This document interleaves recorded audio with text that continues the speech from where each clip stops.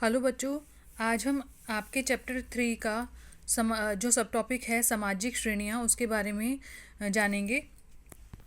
इसमें हम मेनली पढ़ेंगे कि साम्राज्य के पूर्ववर्ती और परवर्ती काल में समाज में कौन कौन से वर्ग थे, समाज में कौन कौन से श्रेणियाँ थी। श्रेणियाँ मतलब कितने भागों में जो समाज था वो डिवाइडेड था। ठीक है बेटा। तो जो इतिहासकार टैसिटस हैं उन्होंने साम्राज्य के पूर्ववर्ती मतलब प्रारंभिक साम्राज्य का मतलब यहाँ पे है साम्राज्य के पूर्ववर्ती काल में। साम्राज्य के पूर्ववर्ती काल में उन्होंने जितने भी समाज में अलग अलग वर्ग थे उनका वर्णन किया है। तो उन्होंने मेनली 5 सामाजिक समूहों का वर्णन किया है। सबसे पहले थे सेनेटर। ठीक है। जो सेनेटर होते थे वो सबसे फर्स्ट पे आते थे। दूसरे नंबर पे आते थे अश्वरोही। अश्वरोही जो थे वो दूसरे नंबर के सबसे ज़्यादा शक्तिशाली और धनवान समूह था और मूल रूप से वे ऐसे परिवार थे जिनकी संपत्ति उन्हें घुड़सेना में भर्ती होने की औपचारिक योग्यता प्रदान करती थी। मतलब अश्वरोही में ज़्यादातर जो घुड़सवार सैनिक होते थे वो आते थे।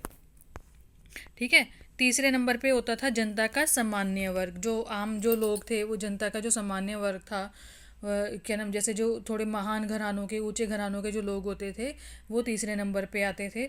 फोर्थ नंबर पे आते थे फूहड़ निम्नतन वर्ग यानी कमीनकारू। जो भी छोटा मोटा जैसे सर्कस में या थिएटर तमाशा दिखाने वाले जो लोग हैं वो निम्नतन वर्ग में आते थे। जैसे आज के टाइम में हम लोअर क्लास होती है ना, जैसे अपर मिडल और लोअर क्लास। तो ये जो लोअर क्लास थी वो उस टाइम पे उनको बोलते थे फूहड़ निम्नतन वर्ग। और सबसे लास्ट में आते थे दास। जो स्लेव होते थे जिनको गुलाम बना के रखा जाता था लोगों को, जो दास होते थे वो कौन से नंबर पे आते थे? सबसे लास्ट में आते थे सामाजिक समूह में। ठीक है। और जैसे जैसे साम्राज्य का परवर्ती काल आया, मतलब चौथी शताब्दी से, मैंने बताया था ना, जो साम्राज्य का जो पूर्ववर्ती काल है वो पहली से तीसरी शताब्दी तक है और जो परवर्ती काल है वो कब से है? चौथी से सातवीं शताब्दी तक।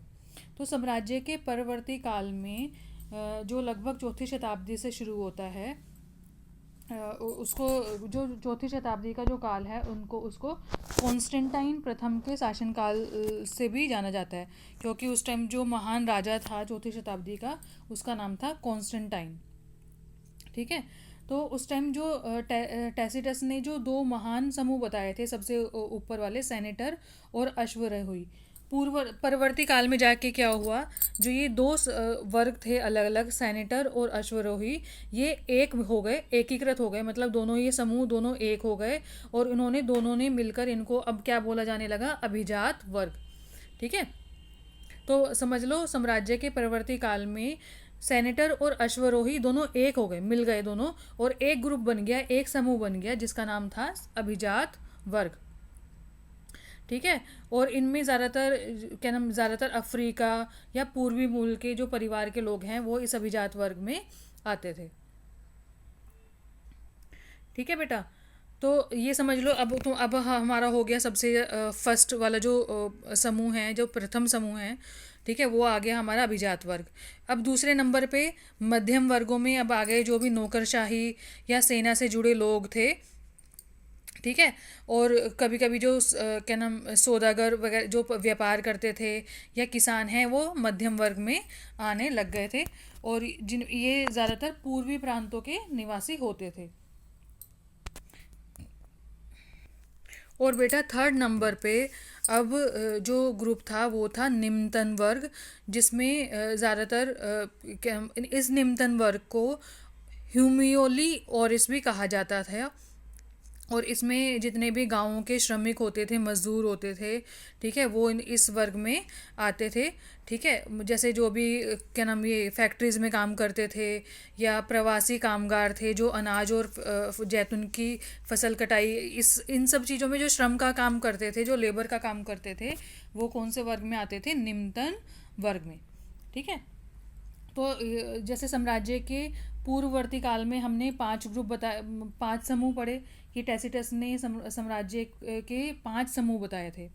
लेकिन अब साम्राज्य का जब परवर्ती काल आया चौथी शताब्दी से, तो जो पहले जो वर्ग के लोग थे जैसे सेनेटर और अश्वरोही, वो एक हो गए, एकीकृत हो गए और उन्होंने एक ग्रुप बना लिया जिसको बोला जाता था अभिजात वर्ग। दूसरे नंबर पे अब आ गए थे मध्यम वर्ग, जिसमें जो भी सेना से जुड़े व्यक्ति हो गए, नौकरशाही व्यक्ति हो गए, व्यापार से जुड़े व्यक्ति हो गए और किसान, वो सब किस में आ गए थे? मध्यम वर्ग में। और सबसे जो लास्ट का जो थर्ड नंबर वाला जो वर्ग था, उसका नाम था निम्नतन वर्ग। इसमें जो भी फैक्ट्री में काम करने वाले या जो भी फसल की कटाई करने वाले जो लोग थे, जो श्रम, जो ज़्यादातर श्रम मतलब लेबरर का काम करते थे, वो किस वर्ग में आ गए थे? निम्नतर वर्ग में।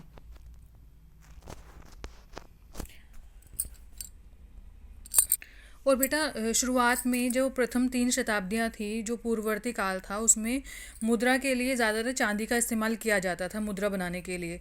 लेकिन धीरे धीरे क्या हुआ, जब परवर्ती काल आया तो चांदी आधारित जो मुद्रा थी वो धीरे धीरे समाप्त होने लगी, क्योंकि जो स्पेन की खानें थी जहाँ से चांदी मंगाई जाती थी, वहाँ पे चांदी मिलना धीरे धीरे बंद हो गई, वहाँ पे चांदी की आपूर्ति होना बंद हो गया था और सरकार के पास अब मुद्रा बनाने के लिए चांदी नहीं रही थी। इसलिए जो कॉन्स्टेंटाइन था उसने अब सोने पर आधारित, मतलब जो सोने की मुद्रा बनाने की जो प्रणाली है वो स्थापित की, किसने? कॉन्स्टेंटाइन ने। ठीक है। और धीरे धीरे क्या हुआ, पूरे साम्राज्य में क्या नाम, मतलब परवर्ती पुरा काल में क्या हुआ, इस मुद्रा का मतलब सोने की मुद्रा का धीरे धीरे बहुत ज़्यादा प्रचलन शुरू हो गया। तो इसका क्या असर हुआ, जो रोमन साम्राज्य का परवर्ती काल था उसमें जो नौकरशाही या मध्यम वर्ग के लोग थे, अब उनको क्या हुआ, वेतन सोने में मिलने लग गया। तो वो क्या हुआ, धीरे धीरे बहुत ज़्यादा धनी हो गए और उन्होंने अपने इस आमदनी का जो प्रयोग था वो ज़मीनें खरीदने में इस्तेमाल करने लग गए थे।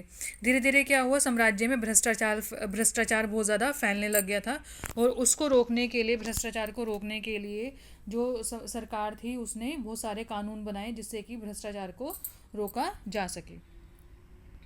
और जो बेटा जो रोमन साम्राज्य था या रोमन राज्य था वो तानाशाही पर आधारित था। मतलब अगर कोई भी व्यक्ति सरकार के विरोध में कुछ मतलब कोई विरोध करता था सरकार के विरुद्ध, तो क्या होता था, उसके खिलाफ हिंसात्मक कार्यवाही भी की जाती थी। लेकिन चौथी शताब्दी आते आते क्या हुआ, जो कानून है वो कानून को बहुत ज़्यादा मजबूत बनाया गया और सम्राटों की जो ये शक्ति थी, मतलब तानाशाही जो शक्ति थी, इस पर अंकुश लगाने का काम किया गया।